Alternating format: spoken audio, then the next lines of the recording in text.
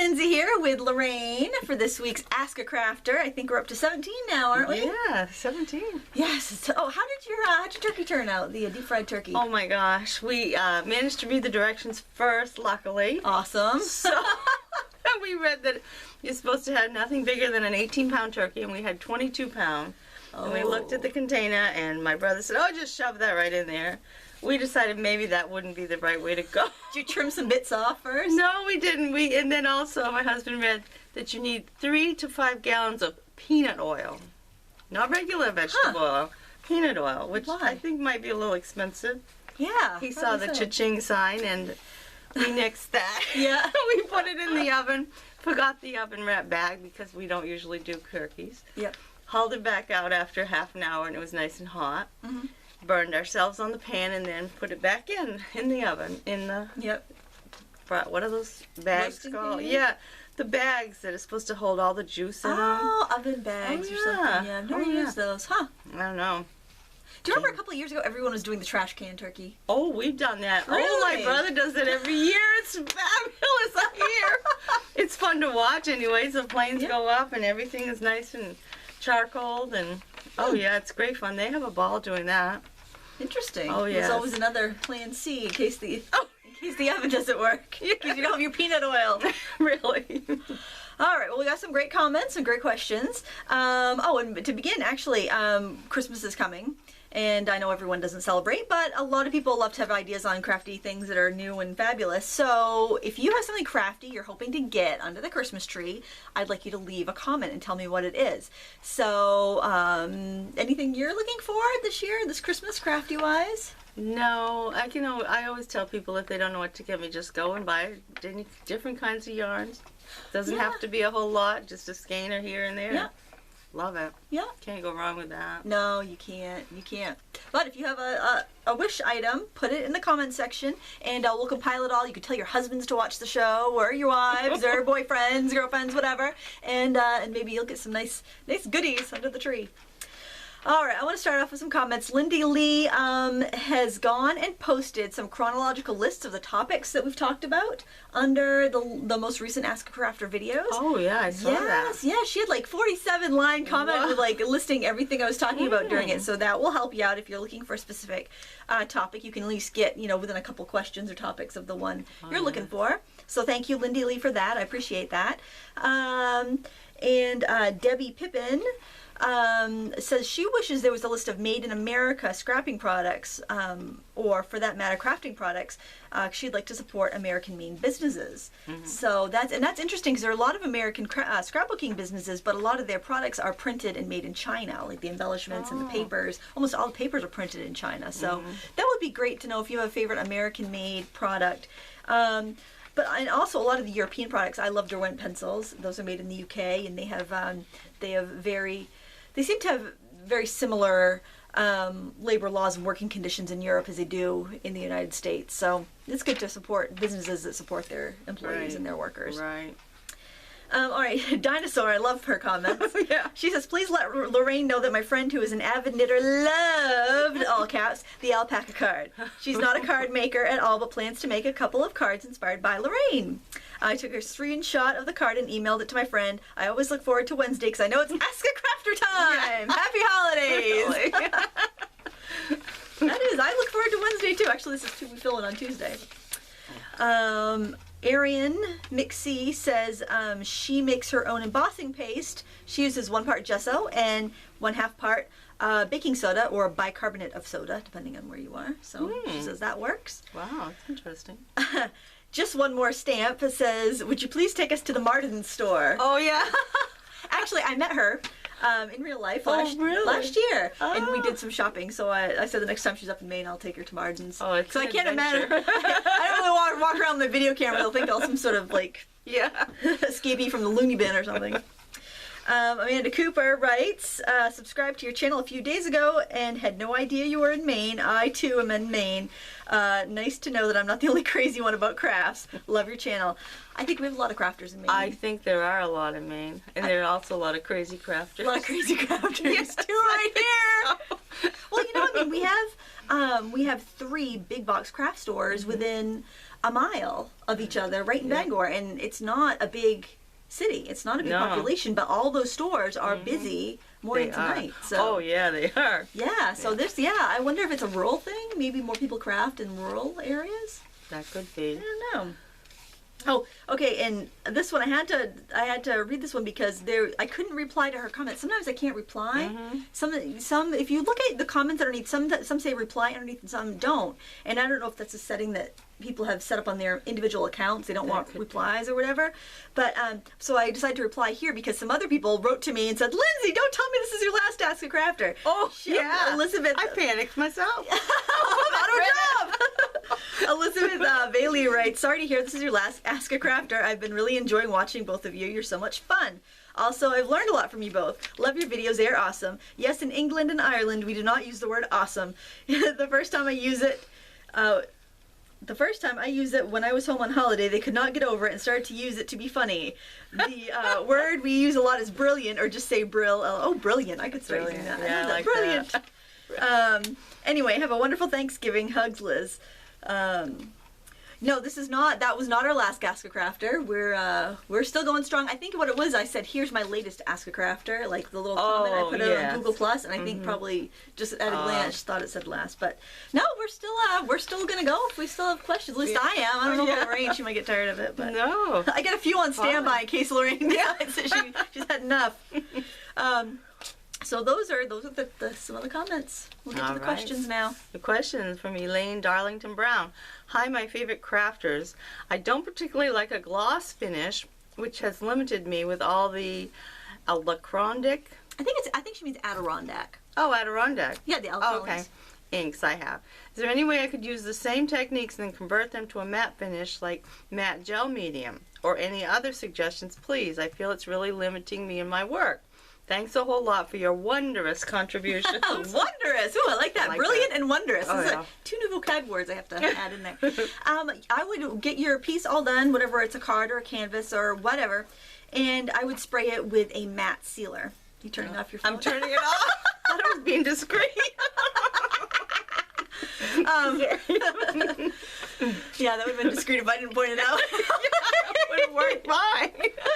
Yeah, just use that. Use a spray matte sealer.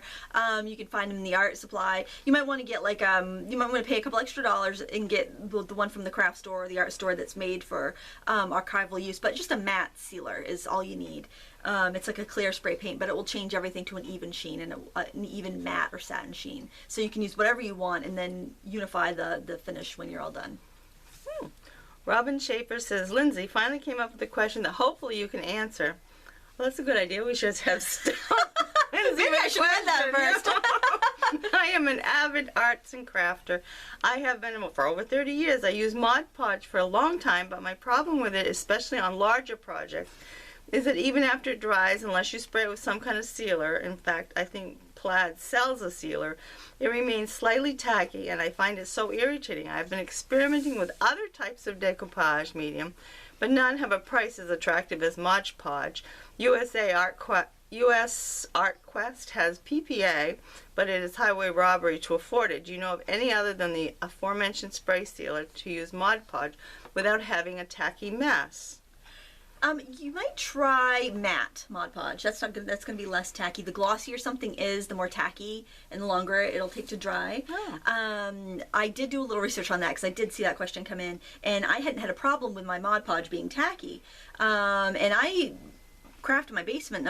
It's a relatively damp climate that we have here in Maine, and eventually it stops getting tacky. I use it to coat my paper beads, and I let them dry for a couple of days, and I throw them in a little fishing tackle box. And I know sometimes they kind of stick to each other, but I just give them a shake and they come loose, and then the tackiness goes away. It doesn't mar the finish or anything. But on the Mod Podge Rocks blog, they said that you can spray it with an acrylic sealer, and that will take the stickiness off. Oh. So if it persists, then it shouldn't harm the finish. But they said the glossier it is, the more sticky it tends to be. I didn't know that. Yep.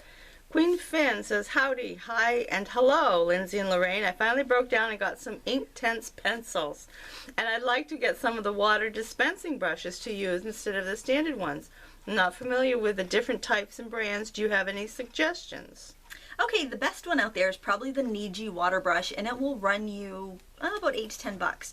And the reason I think it's the best is because it's got a little valve on the inside, and I think the one that Tim Holt sells is the Niji. I think it's the same. I think it's the same one. It's got a valve in there, so if you have it in your bag, like upside down, it's not going to just spill your water everywhere. The next step down, I would say, would be the Polar Flow or Aqua Flow. Let me see if there's a little. It's the Aqua Stroke, and you get a set of 4. You get 3 rounds that have a really nice point and 1 flat, and it does have the valve. The valve isn't as leak tight as the other one, but it's not bad. It's probably not going to spill in your bag. And so you fill up this end, and you screw it on, and then there's a little valve in there and a little sponge to keep it from spilling everywhere. And these are really close to as good as the Nijis, and they had them on sale at Jerry's Artorama, the set of 4 for $10 or $12. So it's a much better deal than you can have one. You know, you could have one in your painting bag and the rest of them back home. You know, you don't need to carry 4 of them around, or you could split the package with friends.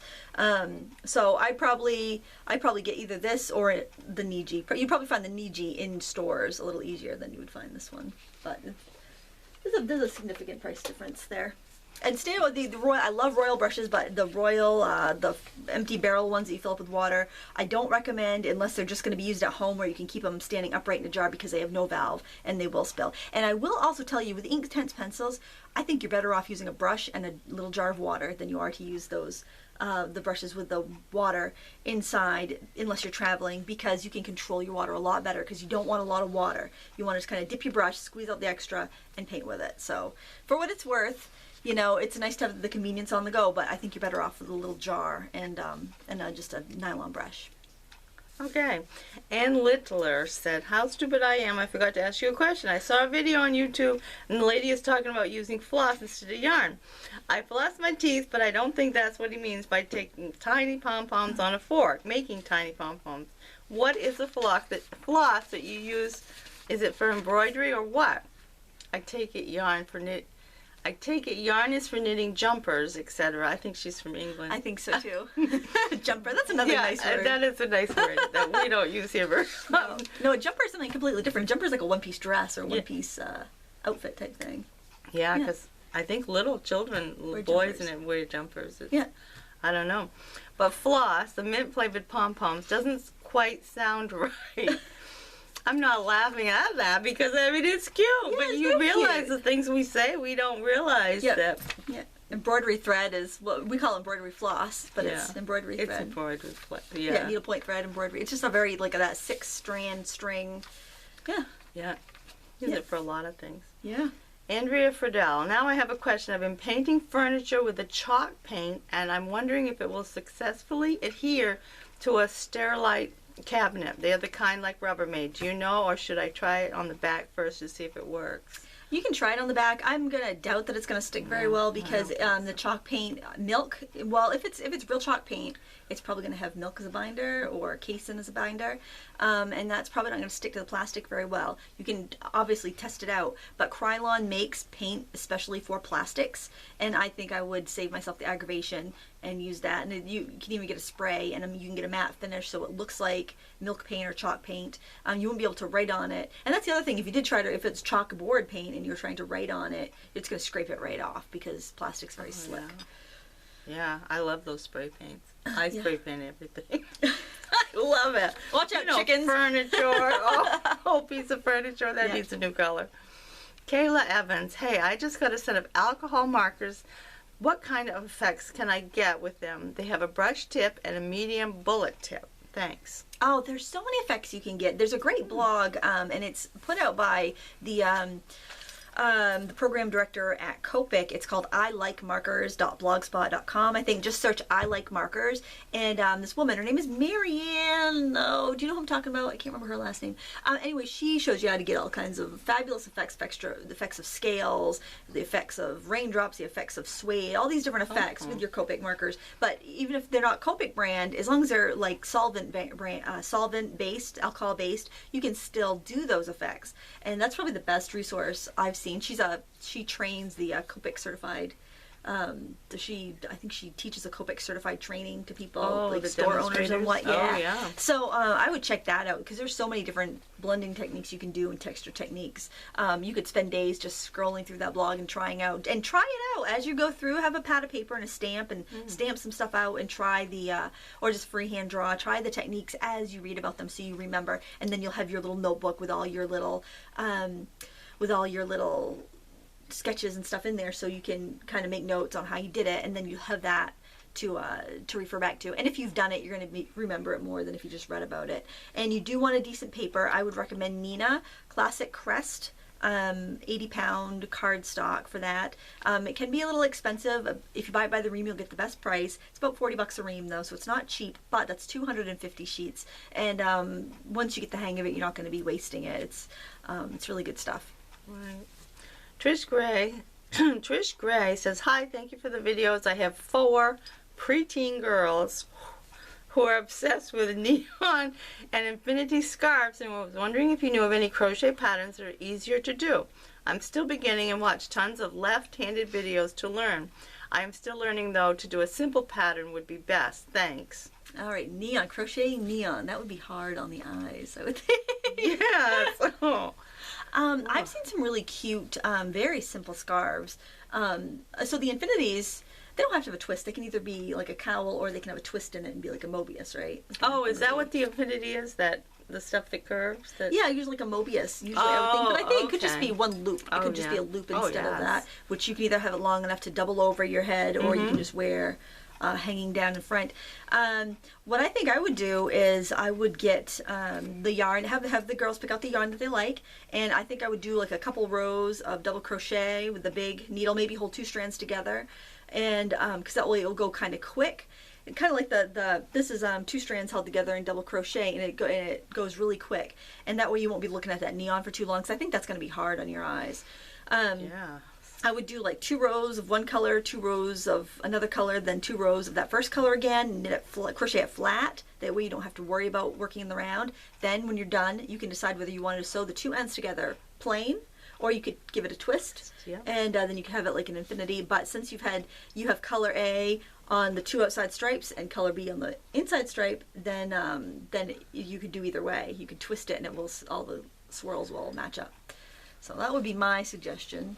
Or go to Ravelry.com and search Easy Crochet Infinity Scarf, and you'll be able to find something that you can do with your skill set you have so far for crochet. Sherry Wool says, I have a problem with some of my digi images. Some I can use Copics on and not have a problem, but some it bleeds on no matter what I do. I've heat set them, let them sit for weeks to allow the ink to dry thoroughly, but nothing works.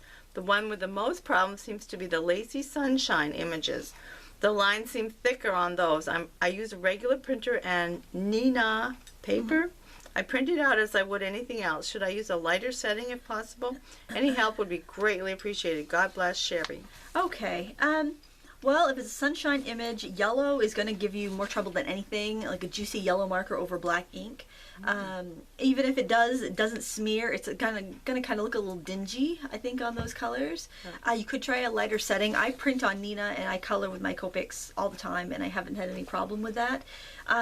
You can also try an artist fixative. So you could print it and then spray it lightly with an artist fixative, and you could try that. That might keep it from running. If it's inkjet printer ink, it shouldn't run. Maybe if you've had refilled cartridges from another company, or you refilled it yourself, maybe the ink is weird. But yeah, I would try a fixative. I can't imagine why it was bleeding.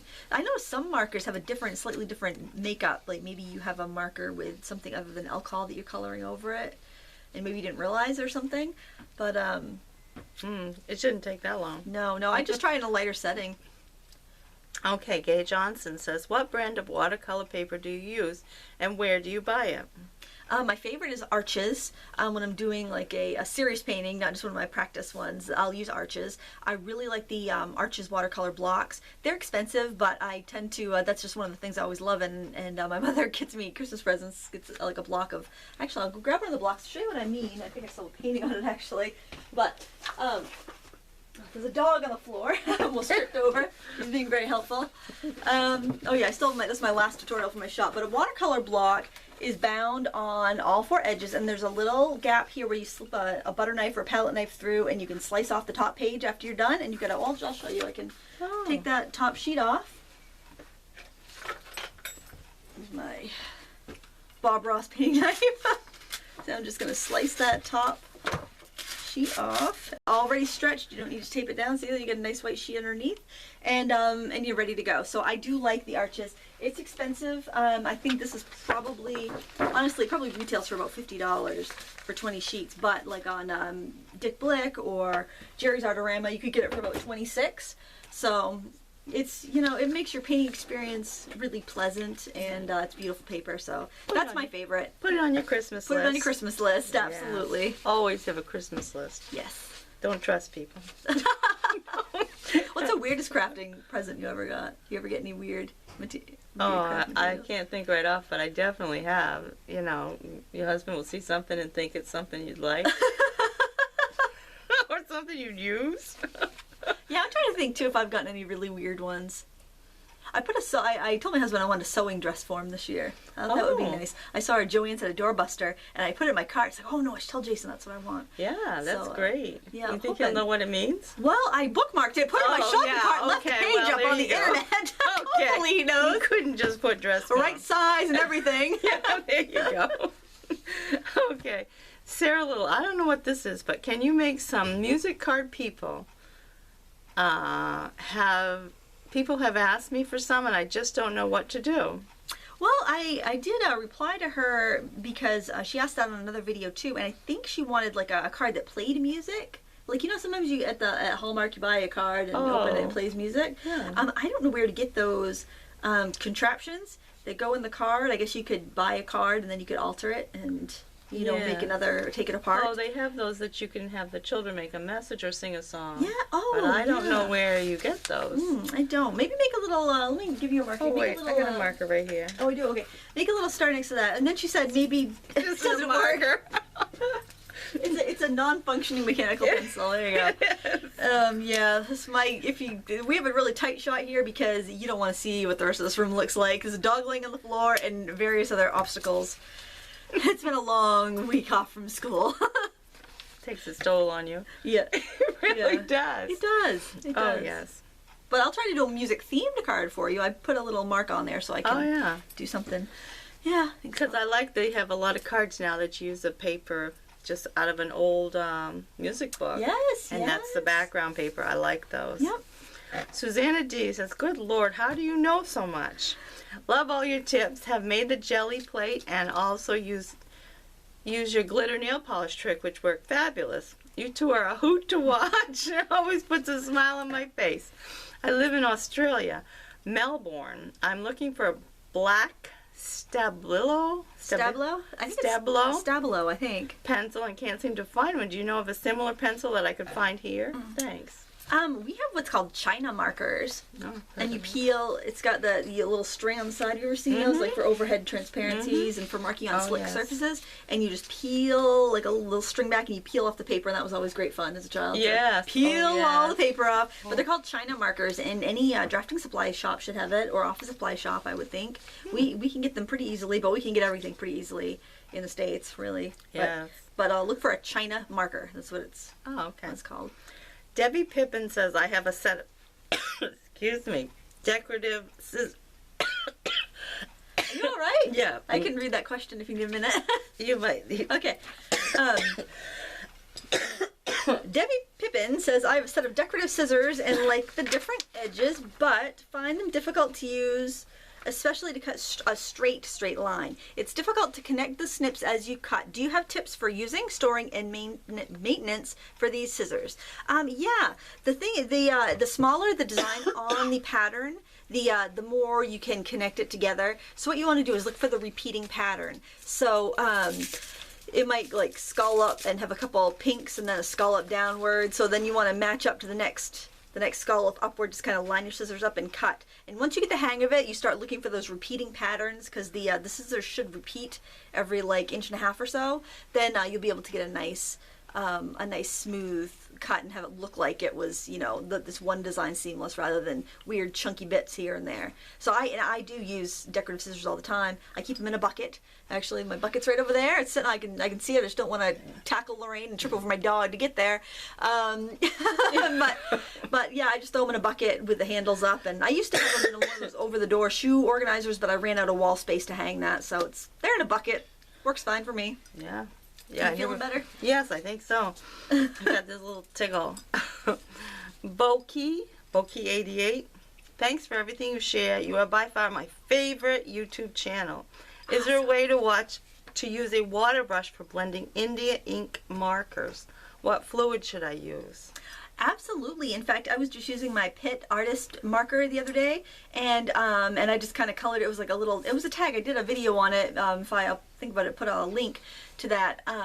But I just colored in like the bottom of a ball of yarn, and then I grabbed a water brush or just a damp brush and just spread the ink up.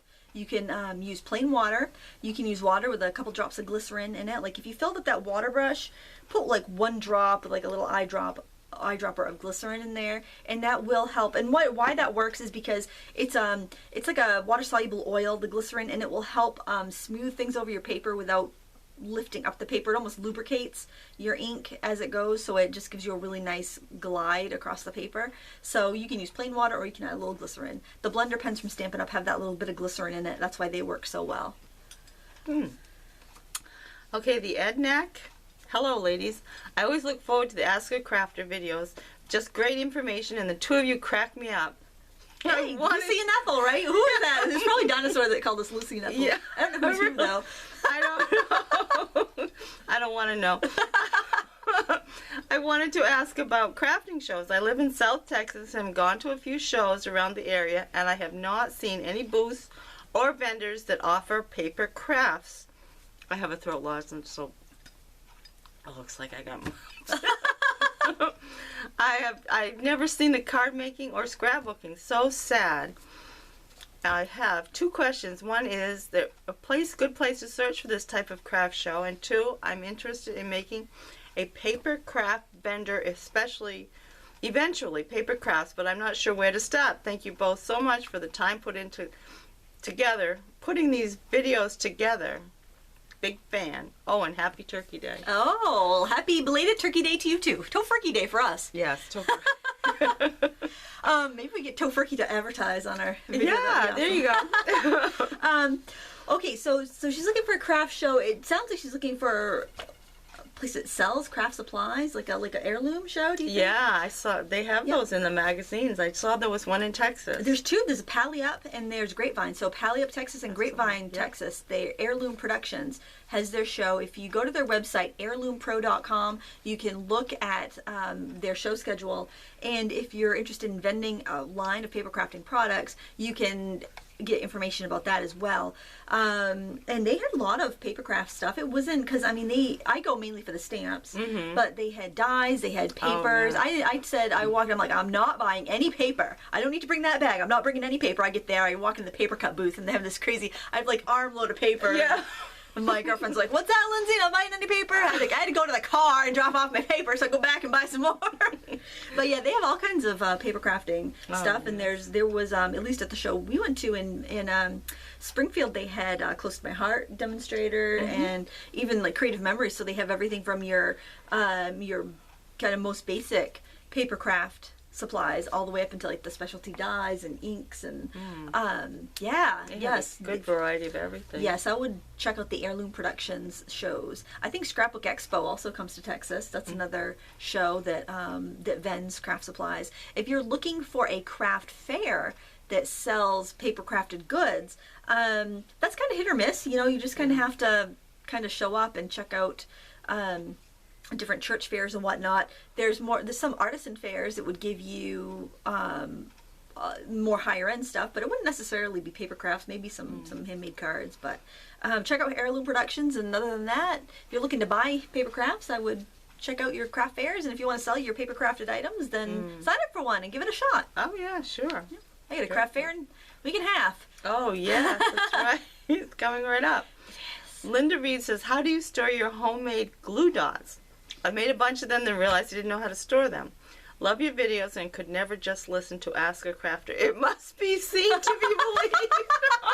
We're a spectacle, Lorraine. We're a spectacle. Just can't look away. Like a car accident. Like an accident, The best way that I found to store my homemade glue dots is in a child sticker album. So if you go to the dollar store, you buy a little sticker album. It's glossy pages meant for, so if you collect stickers, you can put them in and then you can peel them back up if you want to use them. Works great. That's a good idea. Okay. Oh, I don't know. I think this went with the other comment. You are truly a Renaissance woman. As she is. Linz. Hello, I'm painting Lindsay. on the ceiling all day. Got a kink in my neck. It's like Michelangelo. Yeah. Your crafty alpaca knitting rainbow pants writing crew. First, Thanksgiving greetings, and second, a couple of questions for your crafty omnipotent self. Omnipotent? I might have to look that up. I know, I don't know. That's kind of scary. Firstly, is there a frugal alternative to gliding wax? Gilding wax. Oh, gilding wax? Oh, yes, it is. Gilding. Yeah, I've used them. Have you ever used metallic rub-ons? They were quite popular quite a few years ago. You get a little, it's like a little long, it's like a strip. It looks like a child's watercolor set, like, you know, like Crayola watercolors. And it will have, there's like 4 different kinds. It's made by the company Craft Products, so C-R-A-F hyphen capital T, Craft T. And I'm thinking it's, each of the little palettes is maybe it's under $10. Each palette is like under $10. And they've got these little pots of color. They almost look like eyeshadow. And you just rub your finger in it. Then you can go over embossed paper. You could do I've had frames sometimes when because I also do picture framing. And I've had frames that have been nicked, or not nicked, but scraped. And some of the gold has come off. And I've been able to repair them just by going over it with that wax. I think it's about the same thing as Gilder's wax. But you can get all those colors for very little money. It's a small quantity, but probably not. That would be more for touching up. If you wanted to do lots of frames, you're probably going to have to pony up the money for the Gilder's wax. But try the metallic rub-ons by Craft Products, and I think that'll give you what you're looking for. I was afraid she was asking us about gliding wax for the floor, like we were handy with our cleaning. Oh, no. Not going to happen here. No. I use Future Floor Wax for my polymer clay now. For crafts. You don't want to see my floors. No, me either. I mean, mine either. No, you don't want to see your floors. Secondly, if you used a stamp in your work which you have not created yourself, is it still right to use handmade or created by? Yes. That's interesting. I would say yes, because they make stamps. Almost every stamp company has a stamp that says handmade by or created by. It's pretty obvious when you're using a stamp. I think that it's not like you're saying you drew it. It's pretty obvious when you're using a stamp. Yeah. Finally, a request. I've just started watercoloring tissue paper and heating it onto a candle. Could you provide some inspiration, please, as I need Christmas gifts but want an all-round-the-year image for my candles? Thanking your frugal highness and your crafty subjects. Linz. I like that. Hello, subjects. My royal wave. I think I would go with motifs that are kind of generic, like music notes, like maybe a crackle finish stamp, anything vintage, maybe like birds and nests, things like that that aren't too decor specific. Music notes are great because they can be used on like a mantle at Christmas time, like or wrapped around a card. Pottery Barn, I think, had a bunch of cards, candles that had the music note motif on there, so it's very on trend right now.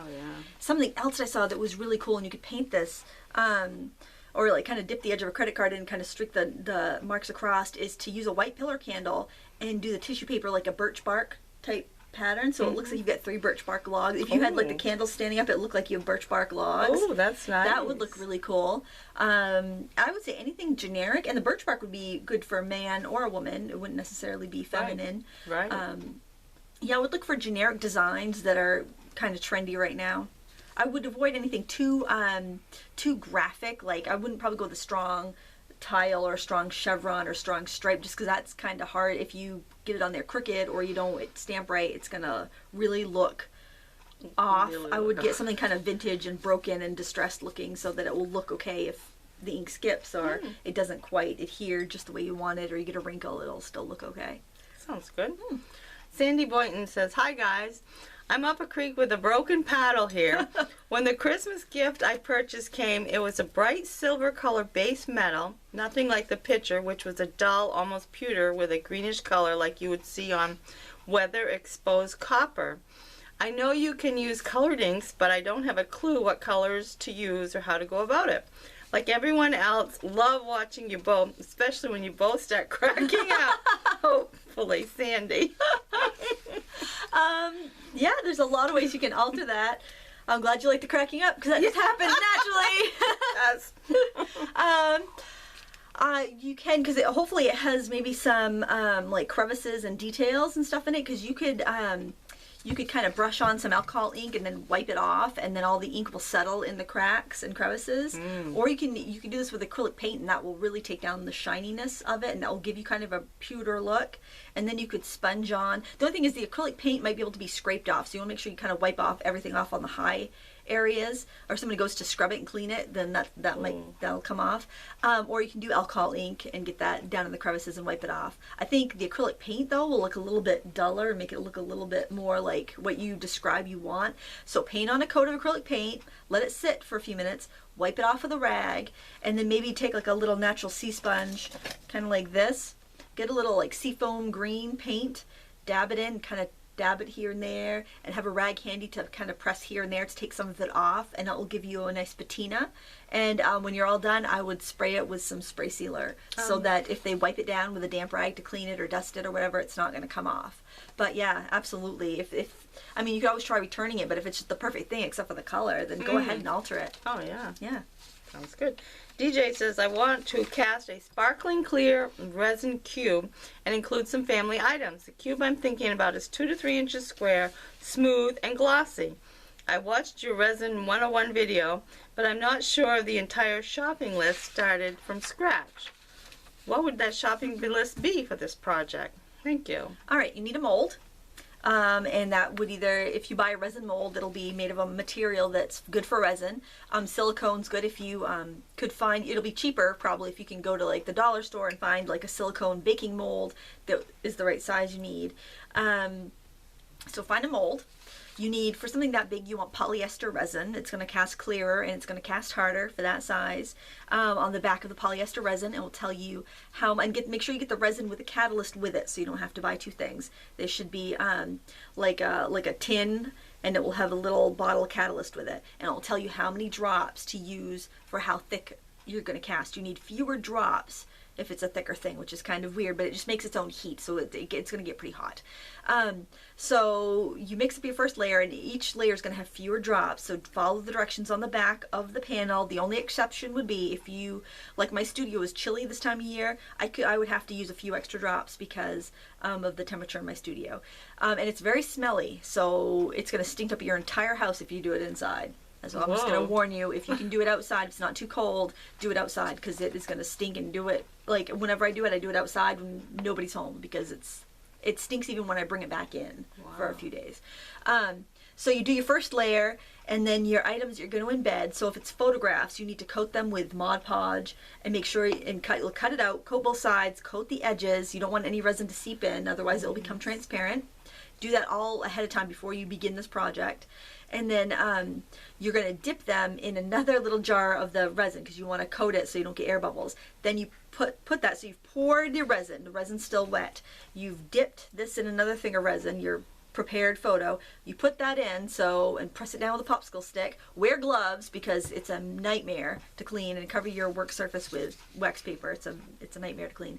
And then after you've got that pushed in where you want it, pour a little more resin on top, and you need to repeat that for everything you want to add. You want to dip it, because if you don't dip it, you're going to end up with water, with like little bubbles and haziness here and there, and it's just not gonna, if you're going to spend that kind of money to do a resin project, it's not going to be that cheap.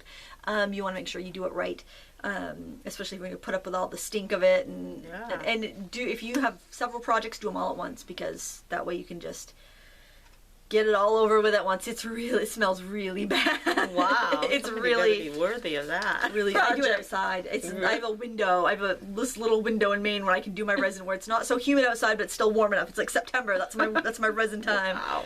Yeah, it's pretty rough stuff. Okay, Deb Ox Lagron getting caught up. Yeah. Dad, she was getting caught up on about 7 of your videos today. And sure, I'm glad I did. You talked about the guillotine cutters. I have one and love it. Would never go back to my portable ones, but it's getting dull. How do you sharpen them? Thanks for all the great advice. Well, they should be self-sharpening, but if not, you can get some very, very fine, like automotive grade sandpaper and just cut through it, like just make a bunch of cuts, like probably 10 or 12 cuts, and try it on the paper. That should do it. Really? Anytime I've ever tried to sharpen a blade, I've made it worse, like with a whetstone or anything. So other than that, I would take it into a professional and have it sharpened. But I think that she's a really fine sandpaper, and it works really well. Crafty Violet asks, have you used any old DVDs in projects? I have a stack of DVDs that are for older versions of Windows that don't play nicely with Windows 7, and I want to find a use for them. Our Quilt Guild used some, shiny side up with Christmas decorations glued on top as the centerpieces last year, but I don't need any of those. Have you tried, or hubby tried, cutting them with a bandsaw? Would they shatter? I was thinking they could be made into butterflies or angel wings if they were cuttable. Cuttable? You know what I mean. Thanks. I don't think I'd use a bandsaw because I think they would shatter, and it's not worth the trip to the emergency room to recycle some CDs. What I would use is like a Creative Hot Marks or a wood burner, something like that, to cut to basically melt through the plastic. Do it in a well ventilated area, and I think you could you could trace a cookie cutter with a Sharpie on your on the CD, and then you could set it down on a glass mat and go right over it with one of the wood burning tips, and it will, yeah, it'll melt right through it. And then you can use a little nail file to smooth it down and wipe off the Sharpie mark with a little alcohol, and that would be a lot easier. There'd be no shards flying. And I had a boss once who, and she did this in the work microwave, no less. She took a coffee cup and filled it with water and put the CD on top, and then nuked it for like a minute, and it made all these like fireworks in the thing, but it left like a crackle finish on the CD. I wouldn't recommend that. I think the microwave was fine, but I still wouldn't want to be responsible for anyone toasting the microwave trying to make some coasters. But whoa. And you can also put them out in your chicken pen if they have a big area. Keep the hawks and everything away. Yeah. It's dangle them? Just dangle them up when it hits the sun. Oh yeah. Wow. I have those hanging all over. I gotta see your house one of these days. Paula asks, hey Lindsay, love the tag ideas. At the risk of seeming like a crafter stalker, I have yet another question for Ask a Crafter. I would like to make small tiles using dichroic glass. Did I say that right? Dichroic? You did. I worked on that for a long time, a couple of years ago. Because I was really butchering that. I know there's a kiln involved and the glass is quite expensive. Any suggestions? Thank you. Shaking my pom-poms for the dynamic duo. You both make me laugh so hard, and I learned so much from you. Arigato. Arigato. Thank you in Japanese. Oh, really? Yes, is she from Japan, you suppose? No, she's from Canada. Oh, really? Yeah, she is. Oh, that's close. Yeah, pretty close. And I made a mention last week that we were laughing so much during the video that I think we got a full workout because every 10 laughs is equal to 1 sit up. Oh yeah. Yeah, so we're all getting our workouts, ladies. Isn't that shouldn't great? be weighing this much. We need to do this every day. Yeah. Okay, so the small tiles. Well, small tiles you can do in a FuseWorks microwave kiln. And with dicro glass, I always think dicro low and slow. So when you're using dicro glass, you want to have the temperature, your microwave set at half power, and you want to do it longer. So if a regular glass that you're using in the microwave kiln, I can actually show you my microwave kiln, and it's crazy that it works. I have a video on that, and I'll put a link on this video to that one. I have all my glass stuff here. It's crazy that it works. This is the little kiln. Here, it's tiny, so you can only do a small tile with this. So little platforms, I would say, 3.5 inches across, probably. There's a little platform, and you put some kiln paper on there, you arrange your glass, put the lid on, and you microwave it, and you'll see it glow red through the hole up there. And so if I was doing regular glass, I would do it on high power for 3 minutes, and that would melt it. infuse it. If I was doing dicro glass, I would do it at half power for 7 minutes. So if you heat the dicro glass up too fast, I think it's the minerals that are in the dicro layers or whatever foil's in there. Some have like more of a foily looking, it's not foil, but it looks like foil. And some have more suspended minerals in there, but if you heat it up too fast, it snaps and shatters in there. So you got to heat it up very slowly. But those kilns, I've seen them as low as $70 on Amazon. The kit to like get you started with the glass and the papers and the little special gloves that keep you from burning your hands off when you're doing it. Yeah, don't forget the gloves. Oh my gosh. So I would try it in that if it's small enough. If you need to do a bigger tile, you'll need like probably a pottery kiln or a larger bead kiln. But yeah, those were great. Those are really fun to play with. Really? Okay, Carol. One more thing to say. Dicro glass is a lot cheaper at a stained glass shop than it is at the hobby shop where you buy the supplies for that. So like Hobby Lobby, it's going to be 3 times more than it will be at your stained glass shop. You can buy it, and often you can get the scraps. You can buy like the scrap glass too, and that's even way cheaper. That's like $2 a pound. Or you can get the little sheets of it for $3 to $10, depending on. And that's what a lot of it is, just little pieces of scrap put here and there on it, right? Oh, exactly. Yeah, you're cutting off tiny little pieces. So yeah, go to the stained glass shop, and you'll have a much better variety, and you'll get a much better price. Good. Carol asks, can you suggest a good pencil sharpener? I hate the ones I've tried that just chew up the wood and break the point. I agree that your beautiful knitted items have a greater value than money. Oh yeah, I was talking about because I was that's because this came in on another question, but I thought I would answer it here anyway.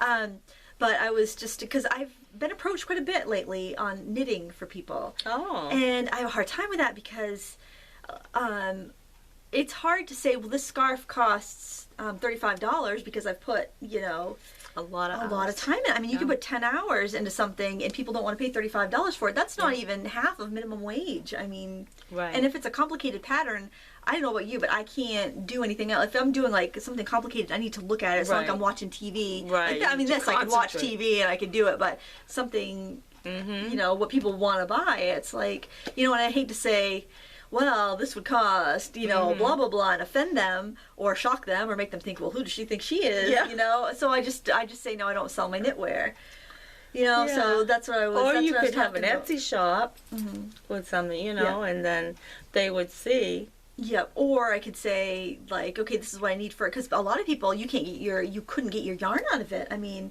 like this, I had the yarn on hand to make my wrap here, because people had asked me, it's like, well, I don't know what to charge and the yarn could vary. I could say, okay, you need to get me I need 5 balls of, thick and quick, and that's, runs $50 or $60, and that's probably more than they would ever pay for a sweater, let alone, then paying somebody the, 4 or 5 hours to crochet it for them. So, that's a hard thing. Yeah, so I've just said, no, I don't, I don't know, maybe I'll change my tune one of these days, but I was knitting at the pool the other day, watching the kids swim, and 3 or 4 people came up and said, oh, you're selling that? Can I buy that from you? And it's like, I just, that'll be $30, then what are they going to say? Because then you've kind of they've put you on the spot, and you put them on the spot. Right. It's so hard to, very hard to price your own work. It's very hard to price your own work. Yeah. And so many people that don't do it don't know how much time goes into it. Right. Well, you see, like at the craft fairs, the little ladies have those cute mittens, and they're charging $3 a pair. It's like, well, that probably took you.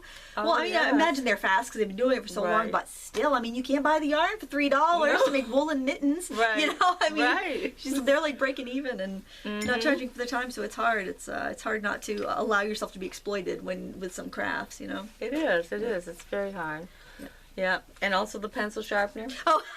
Because I know that I hate chomping those pencils up. I'll grab the one that I use right here. Actually, my kids use it too, and it's held up to me and the children. This is one I use most often. It's the Faber-Castell, and you open it like that, and you've got 3 different size holes, so it should accommodate most of the craft pencils that you have. And then it collects all the shavings, so you just pull this out and dump it. And I do not use electric sharpeners for my art pencils because it chews them up, and the leads are so soft that I find that the abuse that it takes going into that mechanical pencil sharpener tends to jiggle it around too much and breaks my leads, and then I can never sharpen it because every time I sharpen it to a point, then the lead falls out. Right. Oh, I also don't like the crank ones either. Yeah. I like the little hand like ones. What's the name of that again? This is Faber-Castell. Oh. I think it's about $4. I saw it on Dick Blick because I did look for it, and I left a link on the blog comment there so she could find it. But it's just these little, you can get these at any craft or art store. Faber-Castell's a pretty well-stocked brand. I really like that one. But a lot of those just small, like, metal sharpeners are good. And many of them you can even replace the blades if you want to be, make sure you always have them on hand. You could buy the blades and replace them. So I don't know about that one. I don't think you could replace the blades on this one. Probably cut yourself trying to. Yeah, probably not if it's $4. Yeah. I don't know, the ones that have the replaceable blades aren't very much. Really? They're just tiny little metal things, and then the tiny little razor blades that you can screw in there. That's so frustrating when that lead falls out. You just get it right and it falls out. Yeah. It's like sharpening eyeliner. I hate it when you have to sharpen your eyeliner, and then it's always your... Never had that problem. You don't bother with that? No. Oh my gosh, it was the weirdest thing. I was putting on makeup the other day, and I grabbed the wrong liner. I grabbed a lip liner. I'm like, oh my gosh, my eyes look red on the cardboard. I grabbed my lip liner. It was like kind of a taupey, but it was like, it's pink enough that I look like I... Whoa, yeah. Started the day early, I don't know.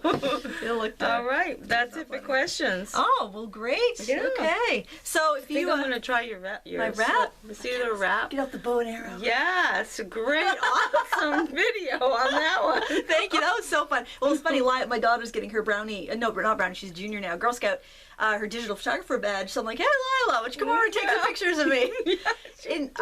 She did good, but...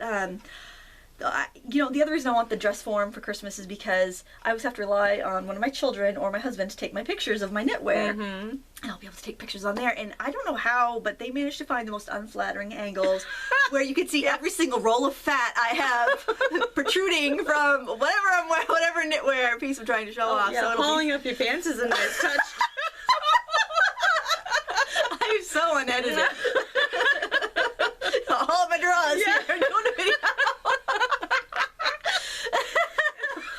But yes, so it's, that would be so nice just to be able to put the Martha Stewart, don't worry about me. Martha, your job is safe. Yeah, I can't even imagine. Watching one of my videos. Oh my gosh, wouldn't that be something? That is not the way you do that. Oh, no. I do not care for that. No, really. She's one of those bloggers I was talking about that don't know their stuff. Really. So yes, dress form would be so nice. But Lila did a great job on getting pictures of the yes, wrap, so. and I like it without the rope. I didn't know what the rope meant, so I went online to check it. Yes, well, I love the patterns that one by Lolly Knits on Ravelry. Go to Ravelry.com and check out Lolly Knits. Oh my gosh, she had a gorgeous one. It was knit, and it was like 2 or 3 pieces, I think. But there was like a rope that she crocheted, and it looked fantastic. But I can't imagine. I think you'd sit down, and it would flop in the face like when you used to wear a hoop skirt. If you ever had a costume with a hoop skirt, you sit down on the couch, and the skirt's over your head. Not really. You're the most popular girl there. Yesterday. Be good. Yeah, not comfortable. So. Yeah, I left the rope out and I did a crochet version in one piece because I'm too lazy to seam it all up. It's great. I'm going to try it. It's really easy. Yeah, and it's warm. It's just enough where you need that warmth right up when you're sitting around or anything. Yeah, and I like it because down my studio's not heated. It's not bad right now, but come February it is cold down here. But I can have my arms free so I can be working on my stuff. And usually I have a big old bulky fleece jacket with, because nice you don't need the arms as much. Yeah. You just need keep the body. Yep. That pattern's on my blog, by the way, link below. And I guess that wraps it up. That's it. Yeah, leave your questions. Leave a comment if you have any questions or comments for any other people. I love how this has become so interactive. It is. People are talking to people and leaving comments, and people are leaving comments for her on my blog. I know. Which is fine, by the way. Oh, that's too funny. Make sure you tell Lorraine. Yeah. I'm just going to tell Lorraine to read my blog. give her a passcode. She can go in there and reply to you. So yeah, and if you have any crafty Christmas gift ideas, add those down. Either stuff that you want to receive for Christmas or maybe stuff you're going to make for people. I think that'd be nice. Oh yeah, that'd be fun idea. too. Yeah. All right, well that wraps up. Thank you so much for watching, and until next time, happy crafting. Happy crafting.